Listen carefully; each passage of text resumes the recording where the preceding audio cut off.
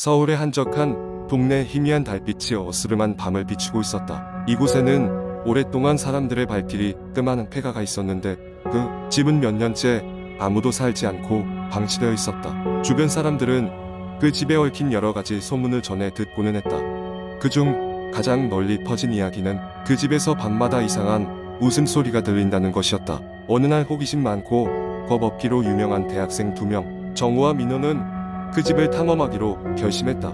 두 사람은 탐험의 전날 밤 인터넷 게시판에 그 집에 대해 조사하며 사람들이 직접 경험했다는 무시무시한 일화를 읽었다. 한 사람은 그 집에 들어갔다가 정신을 잃고 며칠 동안 혼수 상태에 빠졌다는 이야기였고, 다른 사람은 그 집에서 나와 돌아오는 길에 자동차 사고로 큰 부상을 입었다고 했다. 정우와 민호는 그런 이야기들이 오히려 자신들의 호기심을 자극한다고 하며 다음 날 밤 늦게 준비를 마치고 폐가로 향했다. 집에 도착하자 그들은 녹슨 대문을 밀고 조심스럽게 안으로 들어섰다. 집안은 차가운 공기로 가득 차 있었고 오래된 벽지에서 나는 쾌쾌한 냄새가 코를 찔렀다. 그들은 플래시라이트를 켜고 집안을 하나씩 살펴보기 시작했다. 1층을 대강 둘러보고 나서 그들은 2층으로 올라가는 계단을 발견했다. 2층으로 향하는 계단은 날카로운 소리를 내며 으스러질 것처럼 흔들렸지만 그들은 용감하게 발을 디뎠다. 2층에 올라섰을 때 갑자기 집 안 어디선가 흐느끼는 소리가 들려왔다. 두 사람은 순간적으로 얼어붙었으나 이내 긴장을 풀고 소리가 나는 쪽으로 향했다. 거실로 보이는 방에 들어서자 그들은 벽난로 앞에 놓인 오래된 흔들의자를 발견했다. 그 의자는 아무런 바람도 없는데 천천히 흔들리고 있었다. 민호는 장난스럽게 카메라를 꺼내 흔들의자를 찍으려고 다가갔다. 그 순간 정우가 빈 의자를 가리키며 떨리는 목소리로 속삭였다. 저기 무언가 앉아있는 것 같아. 민호는 정우의 말을 듣고 초점을 맞추기 위해 카메라를 들어 올렸다. 렌즈를 통해 희미하게 의자에 앉은 실루엣이 보였고 그는 비명을 지르며 카메라를 떨어뜨렸다. 두 사람은 겁에 질려 뒤로 물러났고 그때까지도 계속해서 의자는 끼익끼익 소리를 내며 앞뒤로 움직였다. 그들은 서둘러 계단을 내려가려 했지만 갑자기 문이 저절로 닫히며 그들의 길을 막았다. 집안의 공기는 점점 무거워졌고 그들의 심장은 미친 듯이 뛰기 시작했다. 정우는 두려움을 억누르며 휴대전화를 꺼내 구조 요청을 하려 했지만 전화기는 신호가 잡히지 않았다. 그 순간 2층에서 커다란 웃음소리가 울려 퍼졌다. 그 소리는 날카롭고 소름 끼치게 높았다. 민호는 뒤를 돌아보지도 않은 채 정우를 잡아 끌어 다른 탈출구를 찾아 아래층 창문을 깨고 집 밖으로 뛰쳐나왔다. 두 사람은 집 밖으로 나와 얼마간 달린 후에야 멈추었다. 그들은 가쁜 숨을 몰아쉬며 뒤돌아보았다. 폐가의 창문 너머로 여전히 흔들리는 의자가 보였지만 이제는 정적만이 감돌고 있었다. 그날 밤 이후 정우와 민호는 다시는 그 집 근처에 가지 않았다. 그들은 그 일이 신경 쓰여 오랫동안 악몽을 꾸었고 자신들이 본 것에 대해 결코 설명할 수 없었다. 이후 그 집을 방문하는 사람들은 더 줄어들었다. 그저 미신일 뿐이라는 사람도 있었지만 많은 이들이 조심스레 그 집을 피해갔다. 그리고 그 집에 얽힌 이야기는 여전히 인터넷을 떠돌며 사람들의 호기심을 자극하고 있었다. 이 이야기를 들은 당신은 이 이야기가 정말인지 아니면 단순한 전설인지 궁금할지도 모른다. 하지만 확실한 것은 그 집이 지금도 폐허로 남아있다는 것이다. 두 번째 이야기. 나는 지극히 평범한 대학생이다. 학교 생활도 무난하게 하고 친구들과의 인간관계도 원활히 유지하면서 나름 만족스러운 생활을 하고 있었다. 그런 나에게 이상한 일이 벌어지기 시작한 건 지난 여름 방학 때였다. 서울 외곽에 있는 작은 마을에 사는 친할머니 댁에 며칠간 방문하게 되었다. 할머니 댁은 오래된 한옥으로 어릴 적 방학 때마다 와서 즐겁게 지냈던 곳이었다. 하지만 이번엔 묘하게도 그곳에 가는 게 내키지 않았다. 이유는 알 수 없었지만 뭔가 찝찝한 기분이 들었다. 부모님께서도 나의 예감을 무시하고 싶어 하셨지만 할머니께서 조금 편찮으셔서 내가 가보는 게 좋겠다고 하셨다. 할머니 댁에 도착했을 때 집은 예전과 다름없이 고즈넉한 모습이었다. 낮에는 따사로운 햇살이 마당을 비추고 산들바람이 불어오는 느낌이 좋았다. 할머니께서는 나를 반갑게 맞이하시며 특별히 돌아가신 할아버지의 서재는 건드리지 말라는 말씀을 하셨다. 새삼스러울 것도 없는 얘기였지만 이상하게도 이번에는 그 말씀이 오랫동안 마음에 남았다. 거실에서 가족들과 저녁 식사를 마친 후 나는 잠시 산책을 나갔다. 마을은 작은 전형적인 시골 마을로 주변은 논과 밭으로 둘러싸여 있었다. 공기가 맑고 시원했지만 왠지 모르게 낯선 기분이 들었다. 그날은 빨리 잠이 오지 않아서 밤늦게 잠에 들었다. 그날 밤 이상한 꿈을 꿨다. 나는 할아버지의 서재에 앉아 있었고 어디선가 누군가의 속삭임이 들리는 것 같았다. 소리가 나는 쪽으로 고개를 돌리자 책장 한 가지가 서서히 열리며 그 틈으로 빛이 새어나왔다. 꿈속에서 나는 그 빛의 근원을 확인하고 싶었지만 이상하게도 몸이 움직이지 않았다. 아침에 일어나 꿈을 떠올리자 이상하리만치 현실감이 있어서 서늘한 느낌을 지울 수 없었다.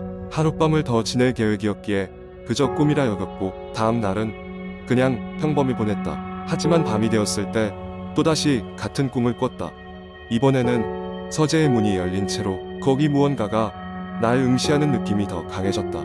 눈을 떠보니 자정이 조금 넘은 시각이었다. 느낌이 좋지 않아서 나는 물을 한 잔 마시고 다시 잠을 청하려고 했지만 머릿속에서 도저히 그 꿈을 떨쳐낼 수가 없었다. 결국 나는 호기심에 이끌려 할아버지의 서재로 발길을 옮겼다. 서재 문 앞에 서서 조심스럽게 문을 열고 라이트 스위치를 켰다. 방 안은 옛날 그대로였다. 책들이 빼곡히 꽂혀 있는 책장과 낡고 오래된 책상 하지만 꿈속과 달리 모든 것이 고요했다. 그러나 이상하게도 나는 책장 끝쪽에 자리 잡은 낡은 책이 눈에 띄었다. 가까이 다가가 그 책을 꺼내들자 책 뒤에 얇은 종이가 떨어졌다. 그것은 할아버지께서 남긴 메모였다. 호기심은 때때로 위험할 수 있다. 그러나 용기는 시간을 초월한다. 그 메모는 오히려 나의 호기심을 더 자극했다. 그 책을 도로 꽂으려다가 문득 서재의 창문 밖에서 인기척이 느껴졌다. 나는 얼어붙은 채로 몰래 창문 너머를 바라보았다. 마을에는 아무도 없을 시간인데 창 너머에는 누군가가 서 있는 실루엣이 있었다. 어두운 밤이라 얼굴은 분간할 수 없었지만 그 존재는 창문에 가까이 다가오고 있었다. 순간적으로 나는 두려움에 사로잡혀 무슨 생각도 하기 전에 서재에 불을 끄고 몸을 숨겼다. 그러나 그 순간 창문에 가까이 온 그 실루엣이 입을 열었다. 낮고 무거운 목소리로 내 이름을 부르며 조심해라라는 말을 남긴 후 서서히 사라졌다. 분명 뒤에 들린 말이었건만 내가 누구인지 왜 그런 말을 했는지 도저히 알 수 없었다. 밤새 그 일로 인해 잠에 들 수가 없었다. 다음 날 아침 나는 그 일에 대해 할머니께 말했다. 할머니께서는 잠시 아무 말 없이 나를 쳐다보시다가네 할아버지가 돌아가시기 전에 내 꿈속에 나타나겠다며 그런 말을 전할 수 있을 거라 했던 것 같다라고 하셨다. 순간 나는 할아버지의 말씀이 떠올랐다. 호기심은 때때로 위험할 수 있다. 이후로는 더 이상 꿈을 꾸지 않았다. 무심코 할아버지의 서재에 들어갔던 결과로 그 메시지를 들은 후로 나는 다시는 할머니 댁에 그 서재에 가까이 가지 않았다. 할아버지의 경고를 무시하지 않기로 다짐하며 이날의 이 일을 조용히 마음속에 묻어두기로 했다. 오늘도 가끔씩 그날 밤 창밖에 서 있던 실루엣이 떠오르지만 아마도 그건 신비로운 현상에 불과했을 것이라 믿고 있다. 물론 이상한 일이었다. 그러나 잘 알지 못하는 것을 괜히 건드리지 않는 게 최선이라는 깨달음을 준 경험이기도 했다. 그 후로 나의 할머니와의 관계는 그 전처럼 별다른 변화 없이 조용하게 지속되고 있다. 세 번째 이야기 어느 밤 나는 인터넷을 서핑하며 잠을 이루지 못하던 밤이었다. 유튜브의 추천 알고리즘은 나를 점점 더 깊은 인터넷의 구석으로 인도했고 마침내 하나의 게시판에 도달했다. 그곳은 평범한 커뮤니티 사이트처럼 보였지만 이내 내가 발견한 글이 나의 관심을 사로잡았다. 절대 클릭하지 마세요. 밤 12시에 초대장이라는 제목의 글이었다. 호기심에 사로잡혀 나는 글을 열어보았다. 글쓴이는 자신이 이 사이트에서 어떤 이상한 링크를 발견했고 그 링크를 클릭한 순간부터 이상한 일들이 벌어지기 시작했다고 설명했다. 특히 밤 12시가 되면 알 수 없는 번호로부터 전화가 오기 시작했고 거절할 수 없는 초대장을 받았다고 했다.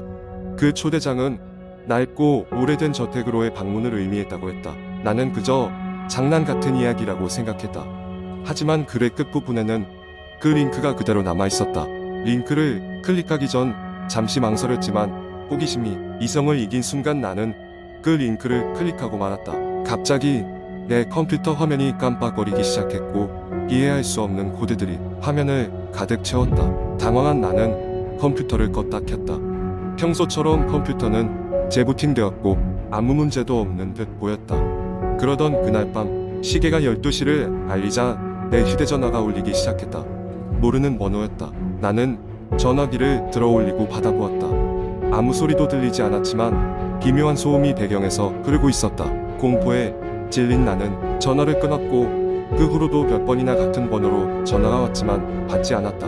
며칠이 지났지만 밤 12시가 되면 계속 같은 번호로 전화가 왔다. 결국 나는 친구들에게 이 이야기를 나눴고 그들 중 한 명이 이렇게 말했다. 어떤 초대장인지 확인하려면 가봐야 하지 않겠어? 처음에는 농담처럼 들렸지만 점점 그 생각이 머리에서 떠나질 않았다. 무엇이 나를 기다리고 있을까 하는 생각에 사로잡혀 결국 나는 그들이 주목하는 저택의 주소를 찾아 나서게 되었다. 주말이 되어 그 저택을 방문하기로 결심했다. 친구 몇 명과 함께 차를 타고 그곳으로 갔다. 저택은 외딴 지역에 있었고 주변에는 아무것도 보이지 않았다. 담쟁이 덩굴이 얽힌 울타리를 지나 헐거운 문을 밀고 들어가니 으스스한 분위기가 우리의 등줄기를 서늘하게 만들었다. 집안에 들어서자 이상하게도 모든 것이 깨끗하게 정리되어 있었다. 오래된 가구들이지만 먼지가 하나도 없었다. 집을 탐색하던 중 모든 방에는 초대합니다라는 문구가 적힌 카드를 발견할 수 있었다. 그리고 최상층에서 우리는 오래되고 낡은 비디오 테이프를 발견했다.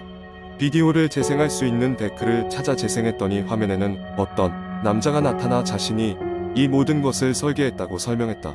그는 과거의 이 저택의 주인이었고 죽음을 맞이한 후에도 그의 영혼은 이곳에 머무르고 있다고 했다. 그리고 그를 해방시키기 위해 누군가 그의 게임에 참여하고 끝내주기를 기다리고 있다고 했다. 비디오가 끝나자 갑자기 집 전체가 떨리기 시작했고 천장에서 갑자기 조명이 깜빡거리기 시작했다. 당황한 우리는 급히 저택을 빠져나왔다. 그 이후로도 나는 그 전화가 계속 왔었지만 결국 시간을 보내면서 점점 줄어들었다. 이 경험은 나에게 한 가지 중요한 교훈을 주었다. 인터넷은 때때로 우리에게 미지의 세계를 열어주지만 그 문 너머에는 우리가 상상하지 못한 무언가가 기다리고 있을 수도 있다는 것 밤이 깊어진다. 그리고 여전히 나는 그 시간만 되면 어떤 번호로부터 전화가 울리지 않을까 하는 두려움에 잠을 설치곤 한다.